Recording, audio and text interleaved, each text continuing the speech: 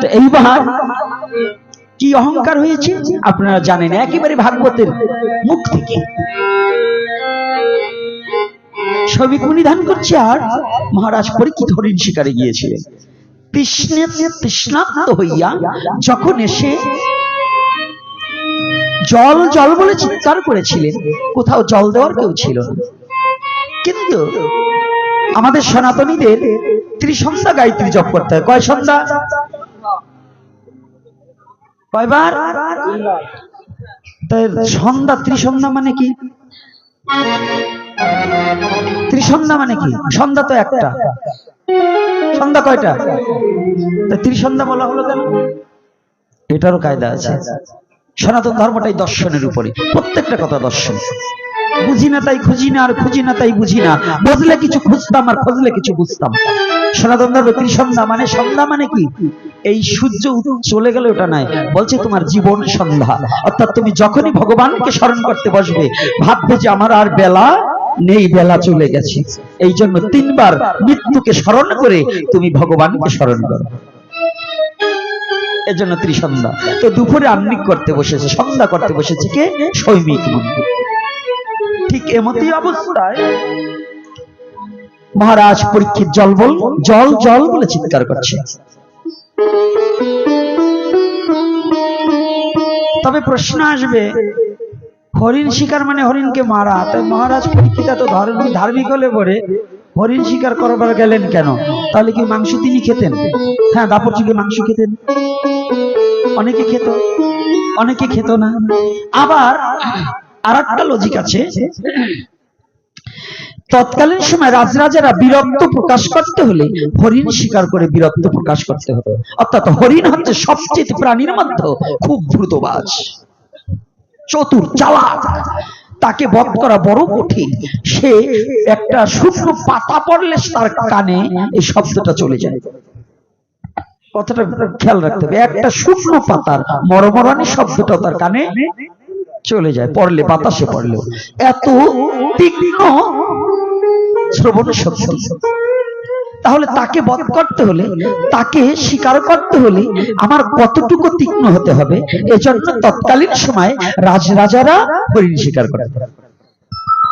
আজকে হরিণ শিকারে গিয়ে যখন জল না পেয়ে চিৎকার করছে, হঠাৎ করে দেখতে পায় তারই রাজ্যের মধ্যে একজন মুনি ধ্যান করছে, সবিক মুনি ধ্যান করছে।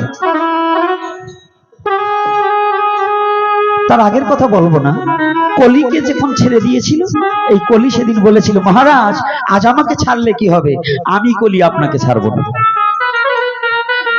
শয়তান মানুষকে আপনি যতই দয়া করেন, ওই শয়তানগুলো কিন্তু আপনাকে দয়া করবে না। করবে? দেখুন আমাদের এই বাংলাদেশের, ওই যে বলছে বাংলাদেশের কথা না বললে পারি না, করবে? শয়তান কোনোদিন আপনার প্রতি দয়া দেখাবে? দেখাবে না। ও শয়তানি ফাঁক খুঁজবে, ও সুযোগ খুঁজবে আপনাকে ঘায়েল করার জন্য। তাই কলি মহারাজ পরীক্ষিতের পিছনে লেগেই আছে, দেখি ও কত বড় ধার্মিক রাজা। এজন্য একজন সাধুকে নষ্ট করার জন্য 70 জন করে শয়তান তার পিছনে থাকবে। এজন্য সাধুর বদনাম বলবেই, বলবে না? দেখবেন সাধারণ পাবলিকের কোনো বদনাম নেই, সাধুর বদনাম বেশি। এর একটাই কারণ, এক একটা সৎ ব্যক্তিকে নষ্ট করার জন্য ওই অসৎ চরিত্রের বান ব্যক্তিরা যারা, তারা ওই সাধুর পিছনে লেগেই থাকবে।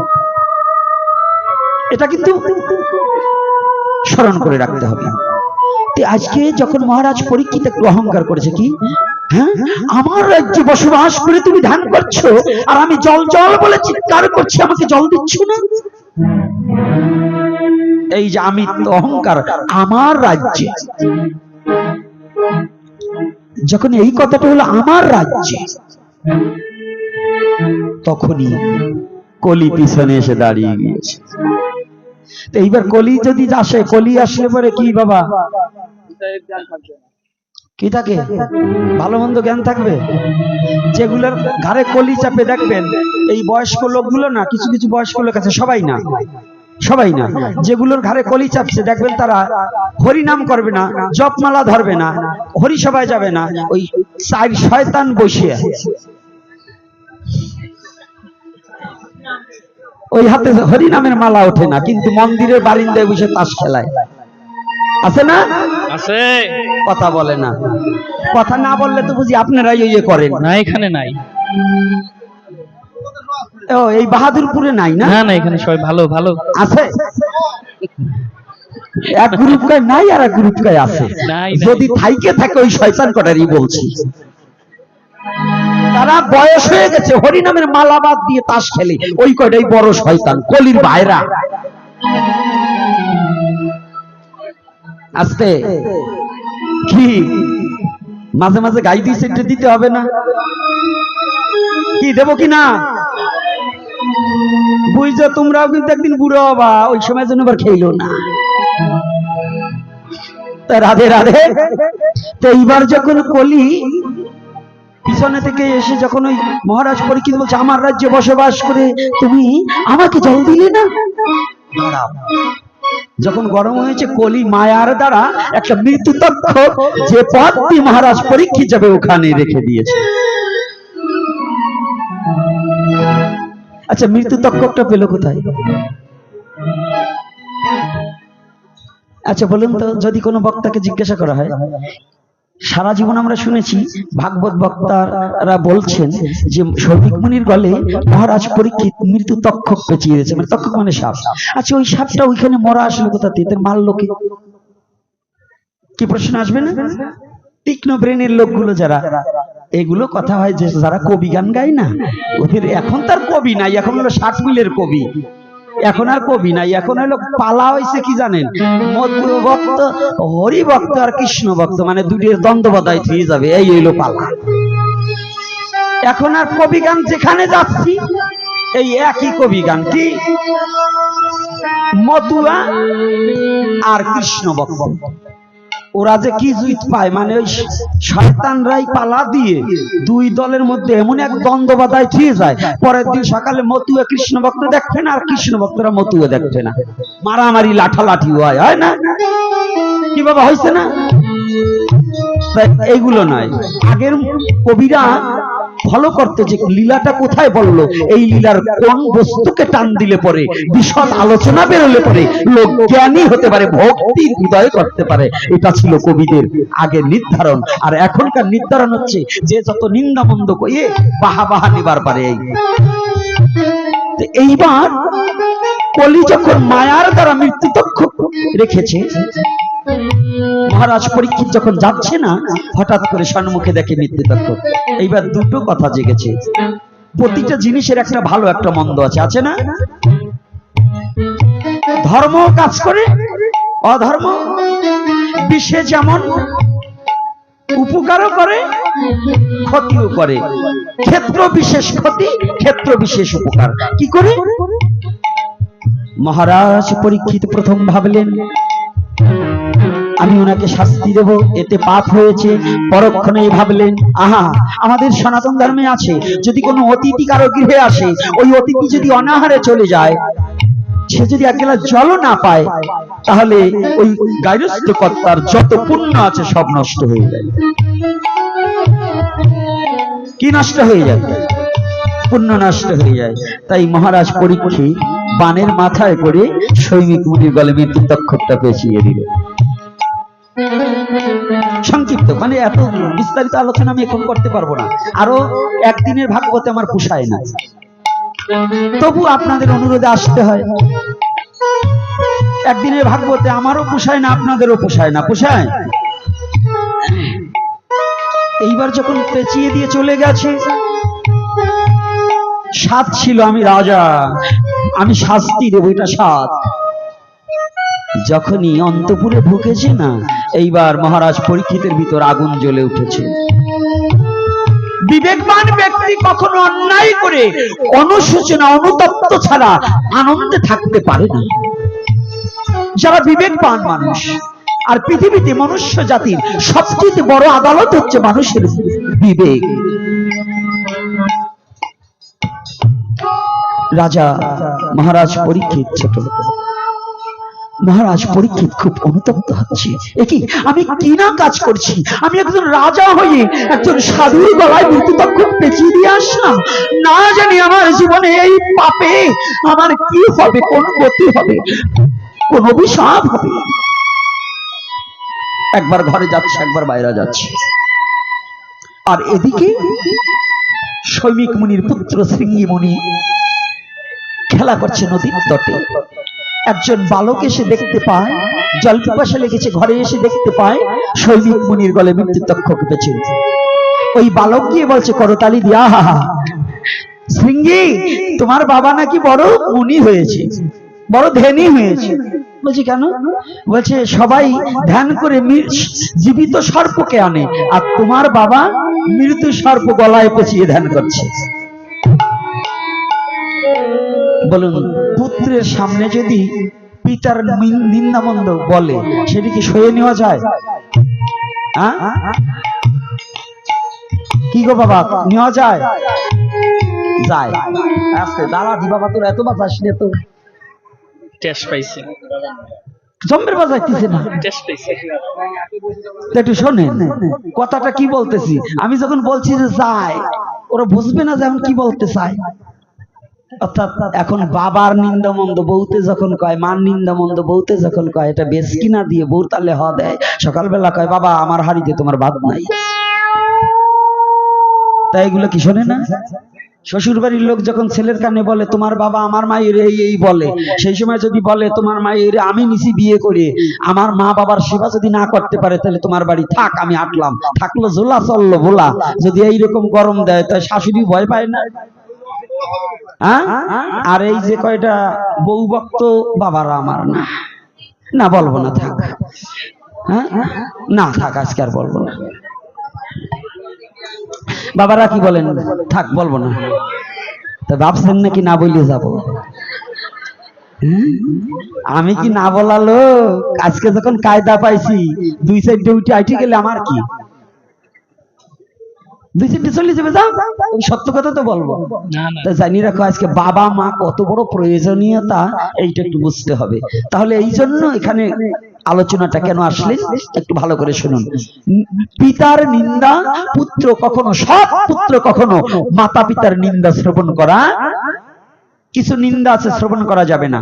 গুরু নিন্দা, মায়ের নিন্দা, বাবার নিন্দা, গ্রাম্য নিন্দা, রাজ নিন্দা এবং নিজের স্বধর্মের নিন্দা।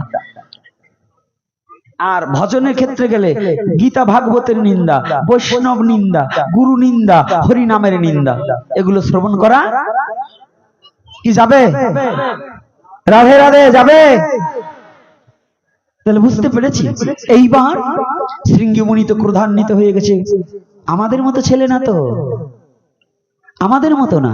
শৃঙ্গী মুনি ক্রোধান্বিত হয়েছে, আমার দৌড়ে এসে দেখতে পায় পিতার গলে মৃত্যু তক্ষক রয়েছে, মানে হঠাৎ করে এক গুন্ডু জল ধরে অভিশাপ দিচ্ছে, আমার পিতার গলে যে মৃত্যু তক্ষক পেঁচিয়ে দিয়েছে তাকে আমি করি অভিশাপ, আজ থেকে 7 দিবসের মধ্যে এই মৃত্যু তক্ষকের আঘাতেই তার, এই তক্ষকের আঘাতে পিছনে চলে যেতে হবে, একবারে পিছনে বসেন, আপনি বসেন, তাহলে ওই সামনে কি বসেন। এইবার কথাটা ভালো করে কিন্তু বুঝে নিতে হবে। যখনই অভিশাপ দিয়েছে, স্বর্গমত্ত পাতাল কেঁপে উঠেছে।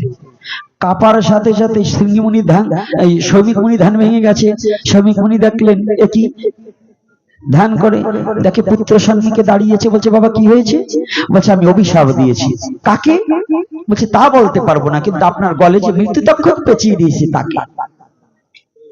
ধ্যান করে জানতে পারলেন আর কেউ নয়, তারা যে রাজ্যে বসবাস করছে সেই রাজ্যের রাজাই এহেন কর্ম করেছে।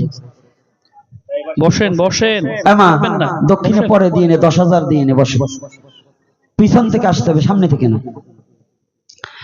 2-3 জন পিছনে চলে যাও।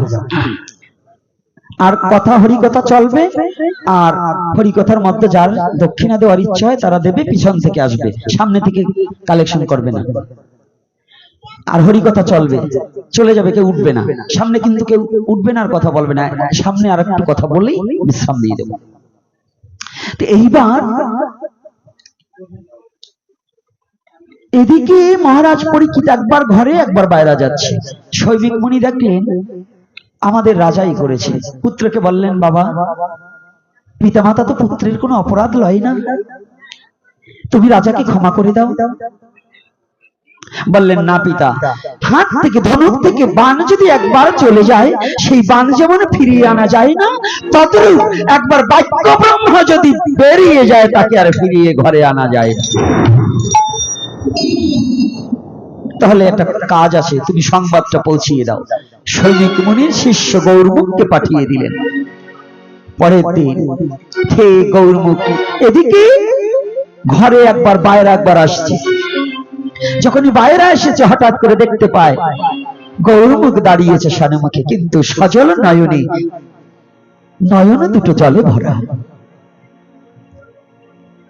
রাজা হলেও দৌড়িয়ে গিয়ে, ধন্যবাদ, আজকে আমার দিনটা খুব ভালো যাবে, আজকে আমি সর্বপ্রথম বৈষ্ণব দর্শন করেছি, আমার দিনটা খুব আনন্দে যাবে, আমার ক্ষণটা খুব ভালো।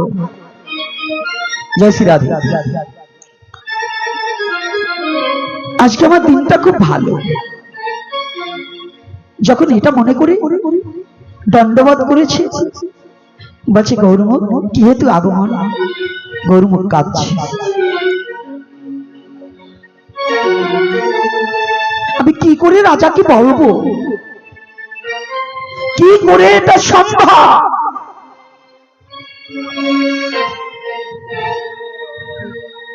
কি করে এটা সম্ভব হয়? গৌরমুখ তুমি কাঁদছো?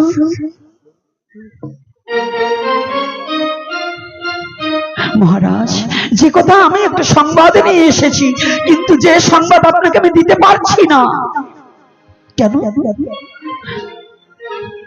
আপনাকে যে একটা অভিশাপ আছে, অভিশাপ। গৌরমুখ তুমি একটিবার বলো, কি অভিশাপ? এমন কি অভিশাপ? আমি কি কোনো জন্মে সেই অভিশাপ থেকে মুক্তি পাবো না? যদি অভিশাপ থেকে মুক্তি না পাই, তাহলে তো আমার মানব জন্ম বৃথা চলে যাবে।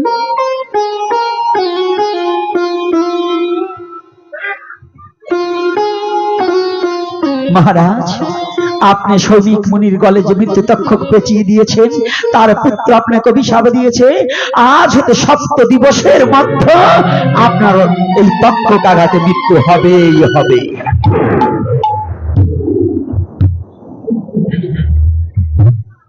হেসে দিলেন।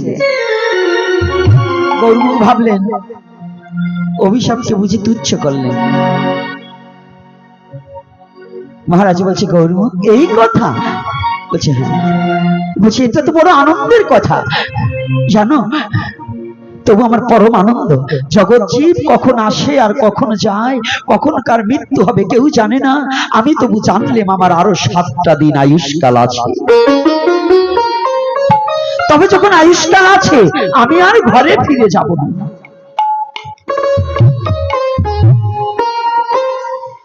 ওখানে বাইরে বসে গৌরমুখকে বলছে, গৌরমুখ, গৌরমুখ একটিবার দাঁড়াও।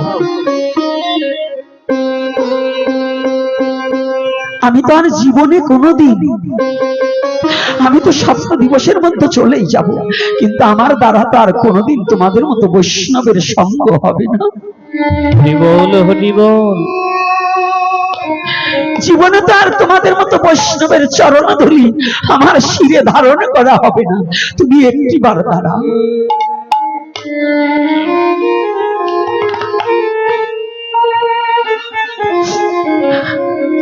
আর নাই আসিব আমি তোমাদের মাঝে,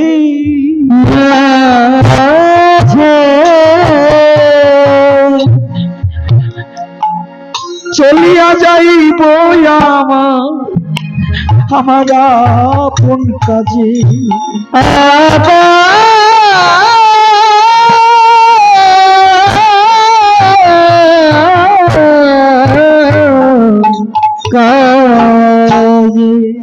আমি তো আর থাকবো না। শেষবারের মতো তোমার মতো বৈষ্ণবের একটু চরণধূলি আমাকে মাখার সুযোগ করে দাও।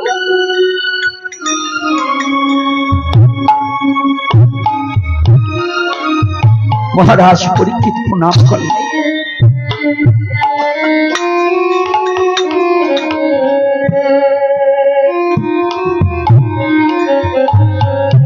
মহারাজ পরীক্ষিত প্রণাম করেছি, গৌরবকে দুখানা চরণে জড়িয়ে ধরেছি, আর তো কোনোদিন হবে না।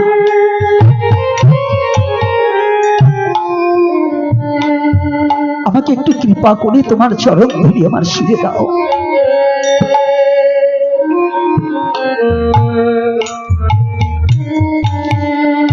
দুটি নয়নের জলে ভাসছি। আমার তো আর সবে মাত্র কিছু সময় আছে, আমি এই সময়টা কোন কাজে লাগাতে পারি? তবে না না, আমি এই রাজ্যকে পরিত্যাগ করব, আর এই রাজ সিংহাসনে আর আমি বসবো না। যে গৃহটাকে পরিত্যাগ করে এসেছি ওই গৃহে আর আমি ফিরে যাব না। বাড়ি বাড়ি থেকে ডাকছে জন্মেজয়কে, তার পুত্র জন্মেজয়কে ডাকছে, জন্মেজয়, জন্মেজয়, জন্মেজয়। জন্মেজয় অন্তঃপুর থেকে বাবার ওই আর্তনাদ শুনে ছুটে এসেছে। বাবা! একই জন্মেজয় এসেছে, কিন্তু মহারাজ কোনো কথা বলছে না। একই বাবা, তোমার চোখে জল? হ্যাঁ বাবা, আমি তোমাকে ডেকেছি একটা দায়িত্ব দিতে। নিজের মস্তকে রাজ স্বর্ণের মুকুটখানি জন্মেজয়ের মস্তকে পরিয়ে দিলে। একই বাবা, আপনি আমাকে রাজমুকুট পরালেন কেন? আজ হতে আমার এই রাজ্যের ভার তোমার প্রতি অর্পণ করলাম। কেন আপনি? বাবা, আমি যে চলে যাচ্ছি, আর কোনোদিন ফিরে আসবো না। কোন দেশে যাবে? যে দেশে গেলে আর জগৎজীব কোনোদিন ফিরে আসে না, আমি সেই দেশে চলে যাচ্ছি। হরি বল, হরি বল। তবে তোমাকে আমি বলে যাচ্ছি, তুমি নিষ্ঠাবান রাজা হয়ে তোমার রাজ্য প্রতিপালন করিবি, প্রজাদের প্রতি ন্যায় ব্যবহার করিবি, আর আমার মতো যেন জীবনে কোনোদিন কোনো সাধুকে অবজ্ঞা করিও না, করিও না, করিও না। বাবা, হ্যাঁ, তুমি আমাকে ছেড়ে চলে যাবে? না না বাবা, শুধু তোমাকে নয়, শোনো জন্মেজয়, আমি তোমার মাকে ছেড়ে চলে যাব, আমি এই বিদর্ভ নগর ছেড়ে চলে যাব, আমি তোমাকে ছেড়ে চলে যাব, আর এই পৃথিবী ছেড়ে এক সময় আমার চলে যেতে হবে। তাই বাবা, তুমি যেও না। ছোট জন্মেজয়, বাবা তুমি যেও না। জানো বাবা, ছোট জানো বাবা, পথিক পথ চলিতে চলিতে যখন ক্লান্ত হয়ে যায় না, তখন একটা বট বৃক্ষের ছায়ার নিচে গিয়ে দাঁড়ায়। সন্তান যখন দুঃখ কষ্টে পড়ে, বট বৃক্ষ স্বরূপ বাবার চরণে প্রান্তে গিয়ে সন্তানের দুঃখ নিবারণ হয়।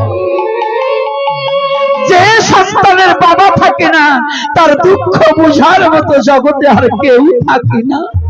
হরি বল, হরি বল।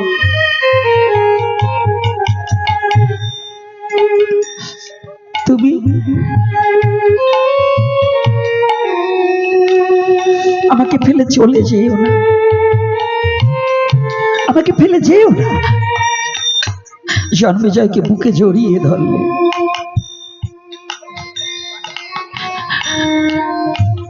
জন্মেজয় বলছি, বাবা, জগতে তুমি ছাড়া বলো আমার কে আছে? তুমি চলে গেলে আমি বাবা বলে কাকে ডাকবো? কে আমাকে বুকে জড়িয়ে ধরে বাৎসল্য প্রেমে আদর করবে? এমন বান্ধব তো জগতে আমার নেই। জানি আজ আমাদের সমাজ বড় ব্যথিত সমাজ। আজ আমার ভাগবতী বললেন, জন্মেজয় বলছে, বাবা তুমি আমাকে ছেড়ে যেও না, তুমি ছাড়া আমার কেউ নেই। আর আমাদের এই সমাজে আমাদের সন্তানেরা মা বাবাকে যত্ন করে না, বাবাকে তুচ্ছ করে দেয়। কোন সন্তানকে যত্ন করে একটু ভালোবাসা দেয় না মা বাবাকে।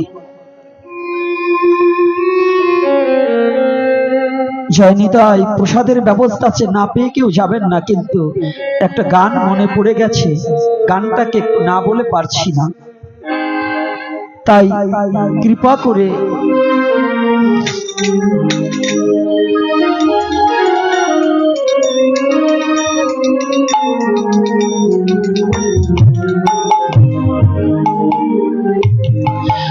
ওরে আদি গুরু পিতা মাতা একদিন ভেবে দেখি নাই, এখন কে দে বুগু ভাষা।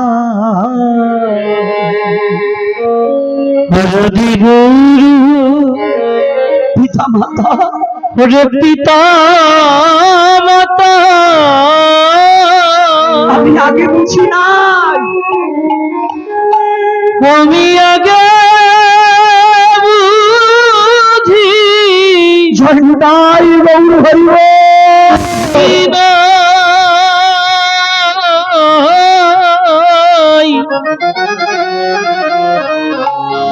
এখন কে দে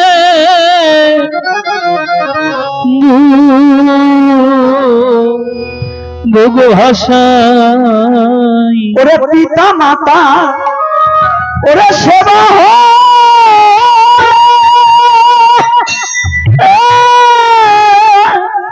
আমার প্রাণ গোবিন্দের দেখা, ওরে দেখা মিলে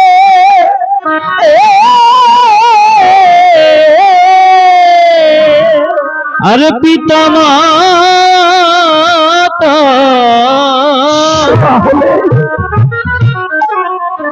ওরে সেবা হলো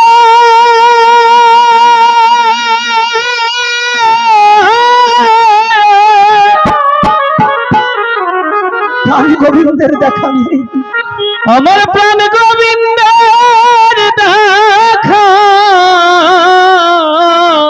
ওরে দেখা মিলে, ওরে দেখা মেলে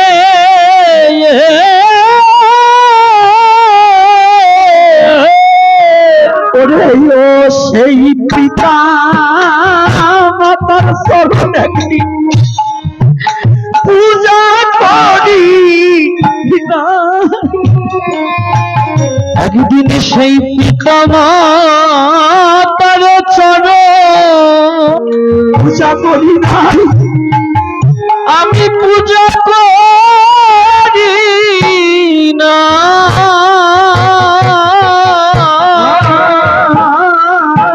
এখন কে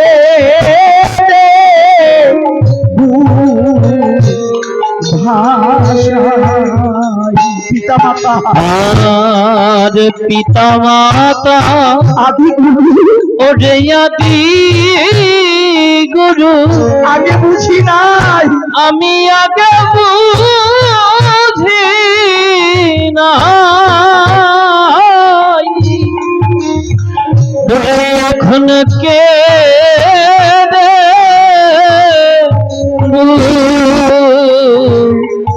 আমি বুগু ভাষাই। আর পিতা মাতা, ওরে পরম দেব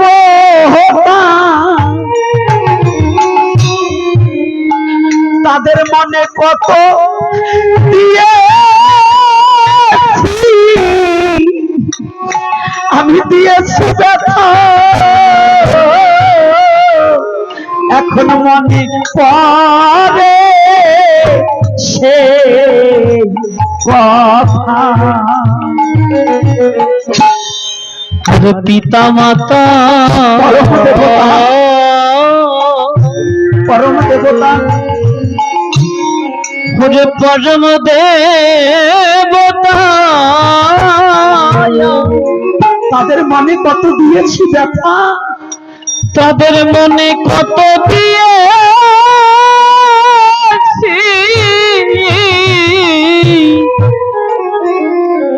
আমি দিয়েছি ব্যথা।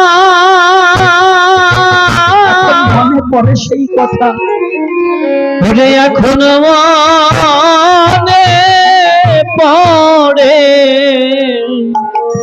সে কথা। ওরে পিতা মাতা, ওরে আদর করে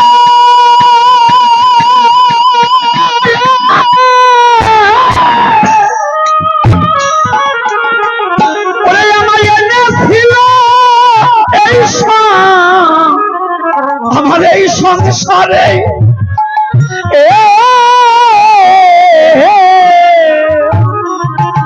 আর পিতা মাতা ওরে কত আদর করে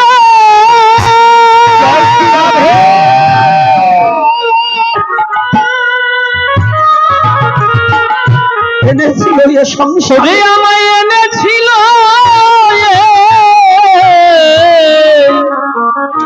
এই সংসারে।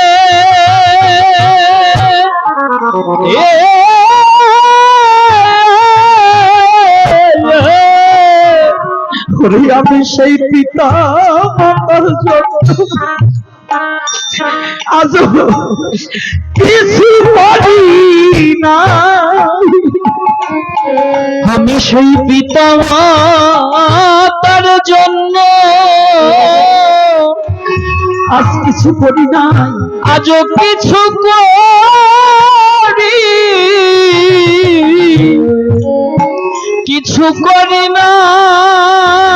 ওরে ও সেই পিতা মাতার জন্য হরিবল হরিবল আজ কিছু পারি না, আমি সেই পিতা মাতার জন্য কিছু করি না। এখন কে ভাষা আর পিতা মাতা আদি গুরু, ওরে আদি গুরু আমি আগে বুঝি নাই, আমি আগে বুঝি নাই। এখন কে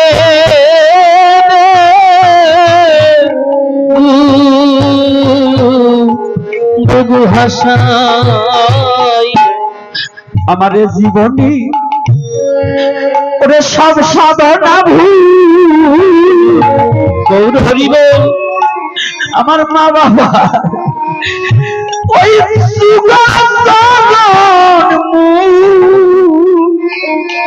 তাদের চরণে দেই নাই কোনদিন একটি ফুল,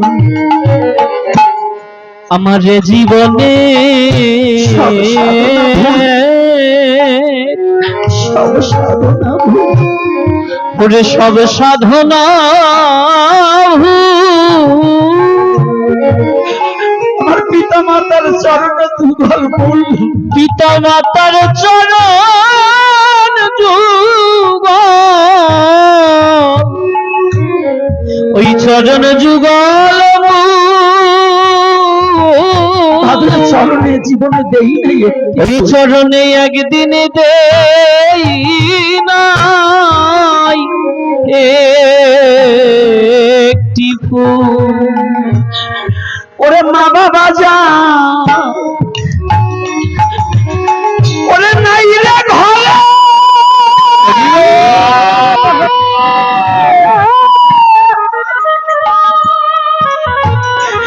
এইভাবে দুঃখী ওরে দুঃখী নাই রে,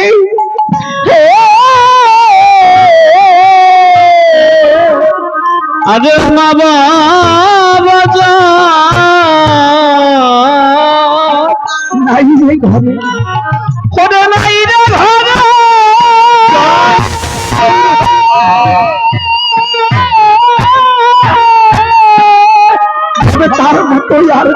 নাই রে। এইভাবে তোর মতন আর দুঃখী ওরে দুঃখী নাই রে